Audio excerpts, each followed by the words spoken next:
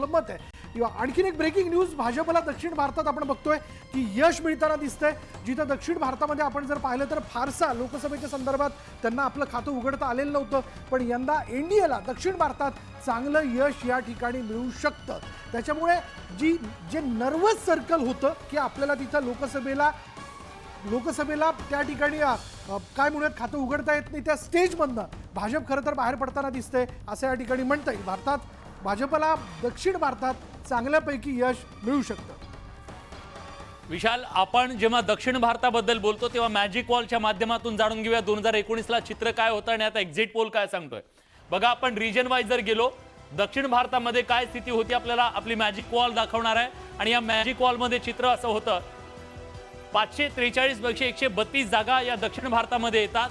त्याच्यापैकी 29 जागा केवळ भाजपच्या वाट्याला गेलेल्या होत्या, 29 जागा काँग्रेसला होत्या।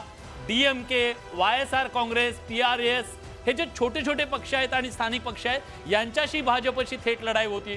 भाजपला केवळ कर्नाटकमध्ये आणि तामिळनाडूतली एक जागा इतका शिरकाव करता आलेला होता, पण आता एक्झिट पोलमधून जे चित्र दिसतंय ते चित्र मात्र 34 ते 36 जागा मिळत आहेत। याचा अर्थ 29 वरून भाजप वाढताना दिसतंय दक्षिणेमध्ये आणि भाजपसाठी खरं तर ही आणि एनडीए 50च्या पुढे जात आहे, म्हणजे 20 ते 25 जागांचा या सगळ्या पट्ट्यातून जो कायम नकारात्मक अशा प्रकारचा रिझल्ट भाजपसाठी यायचा या दक्षिण भारतातून। आणि सगळ्यात महत्त्वाचं, कर्नाटक यावेळी भाजपसाठी सोपं नाही अशा प्रकारची चर्चा असताना आता मात्र याच दक्षिण भारतातून भाजप मोठ्या संख्येनं पुढे येताना दिसतंय।